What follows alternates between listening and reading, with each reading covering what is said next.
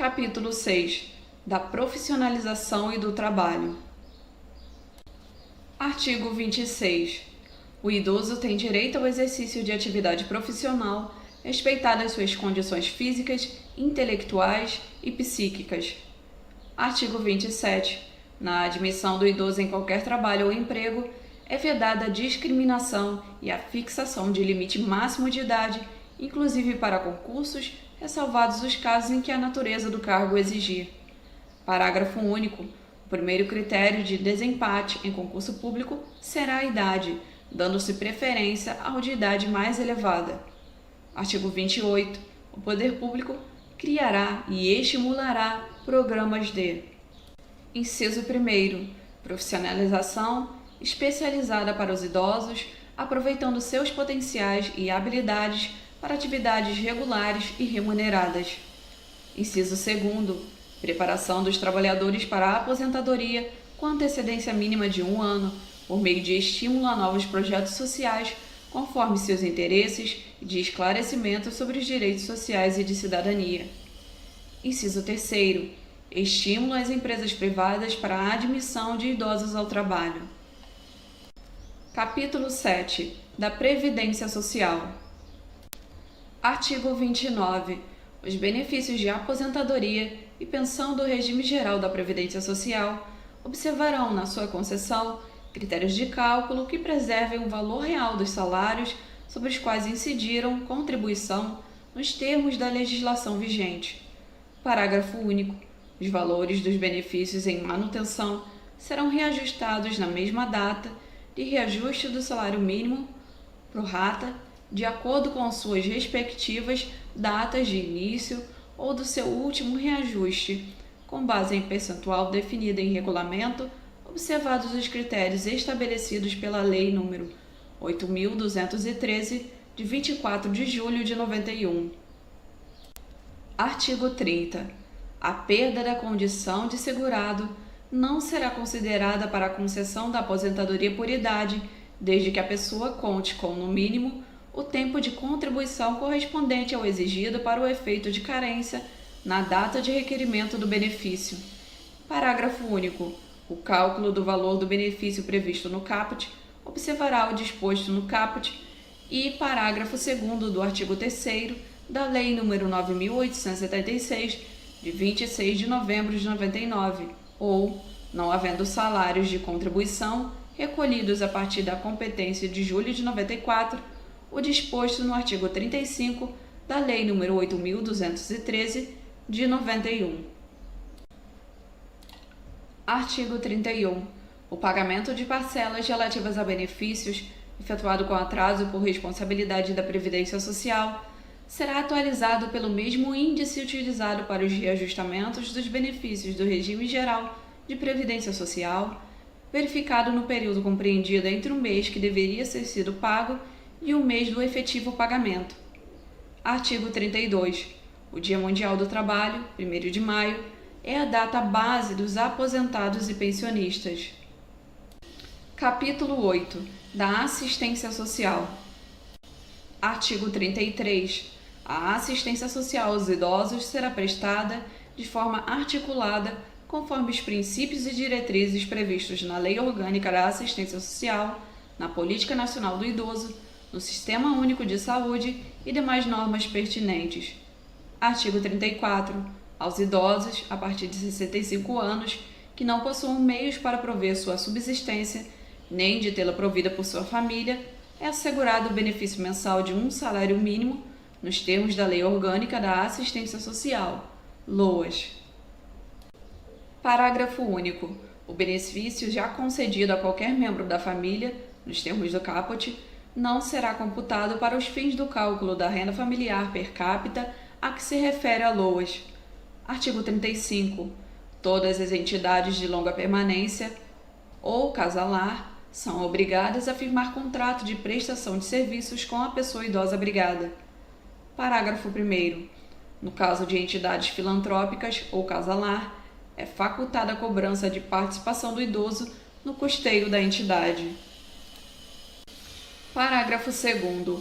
O Conselho Municipal do Idoso ou o Conselho Municipal da Assistência Social estabelecerá a forma de participação prevista no parágrafo 1º, que não poderá exceder a 70% de qualquer benefício previdenciário ou de assistência social percebido pelo idoso. Parágrafo 3º. Se a pessoa idosa for incapaz, caberá a seu representante legal firmar o contrato a que se refere o caput deste artigo. Artigo 36. O acolhimento de idosos em situação de risco social por adulto ou núcleo familiar caracterizará a dependência econômica para os efeitos legais. Capítulo 9. Da habitação. Artigo 37. O idoso tem direito à moradia digna no seio da família natural ou substituta ou desacompanhado de seus familiares, quando assim o desejar, ou ainda em instituição pública ou privada. Parágrafo 1º. A assistência integral na modalidade de entidade de longa permanência será prestada quando verificada inexistência de grupo familiar, casa-lar, abandono ou carência de recursos financeiros próprios ou da família. Parágrafo 2º. Toda instituição dedicada ao atendimento ao idoso fica obrigada a manter identificação externa visível, sob pena de interdição, além de atender toda a legislação pertinente. Parágrafo 3º. As instituições que abrigarem idosos são obrigadas a manter padrões de habitação compatíveis com as necessidades deles, bem como provê-los com alimentação regular e higiene indispensáveis às normas sanitárias e com estas condizentes, sob as penas da lei. Artigo 38.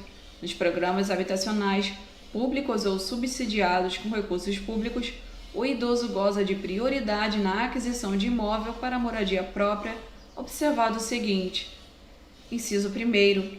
Reserva de pelo menos 3% das unidades habitacionais residenciais para atendimento aos idosos. Inciso 2º.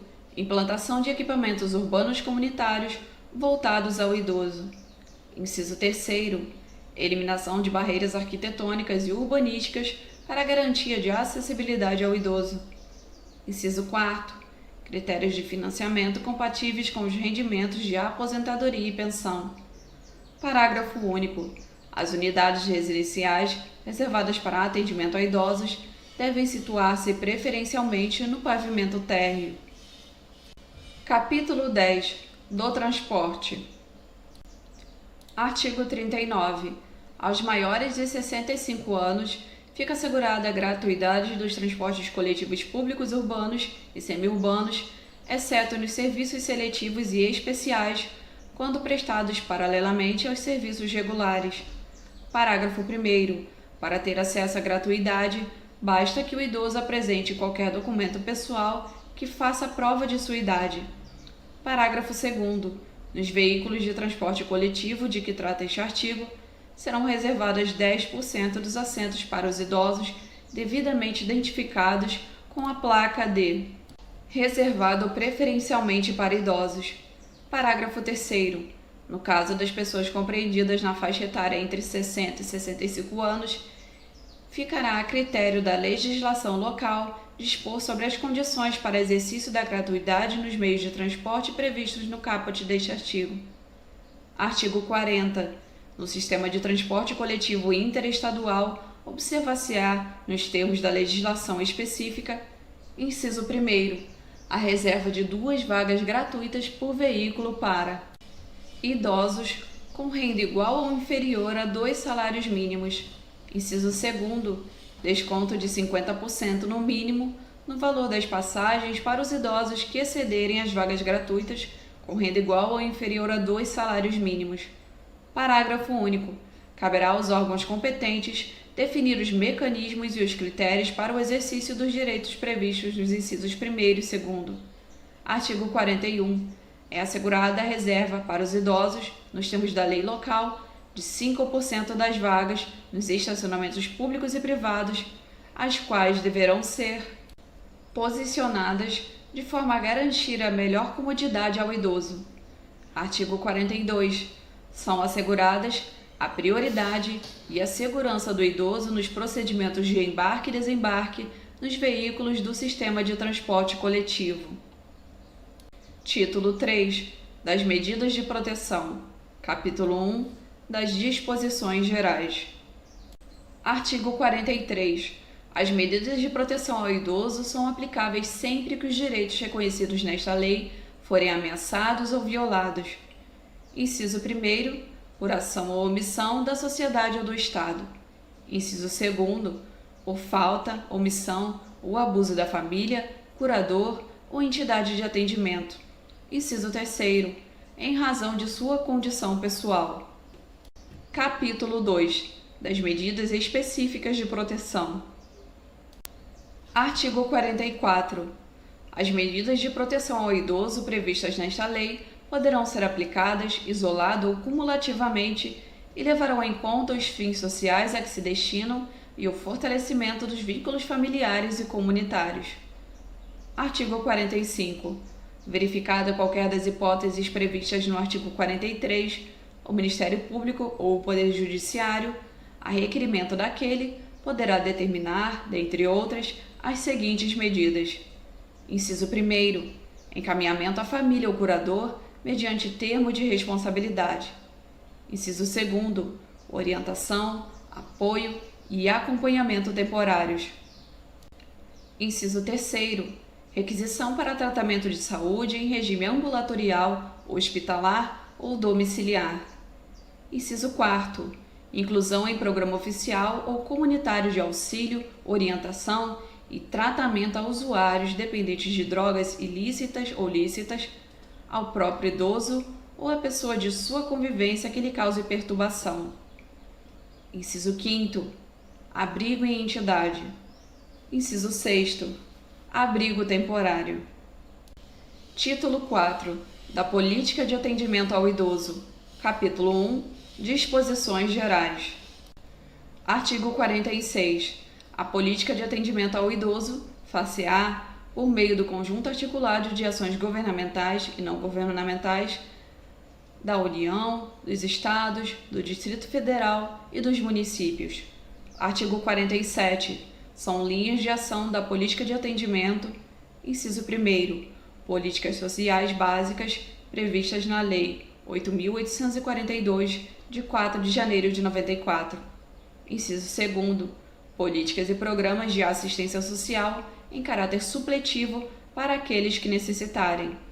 Inciso 3º, serviços especiais de prevenção e atendimento às vítimas de negligência, maus tratos, exploração, abuso, crueldade e opressão.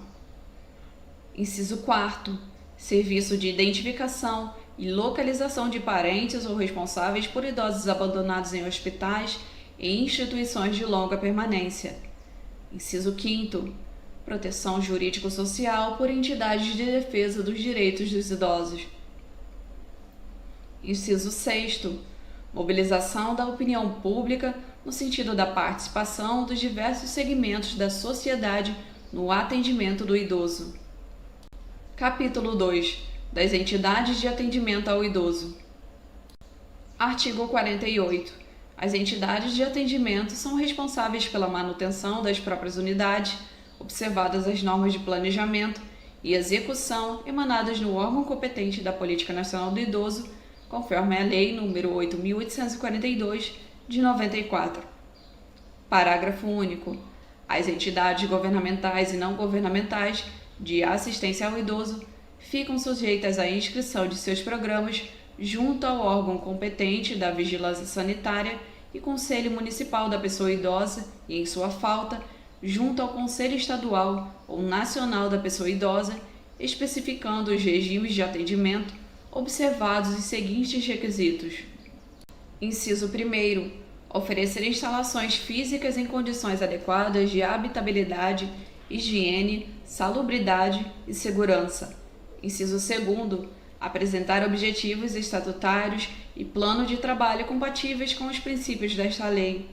Inciso 3º. Estar regularmente constituída. Inciso 4º. Demonstrar a idoneidade de seus dirigentes. Artigo 49.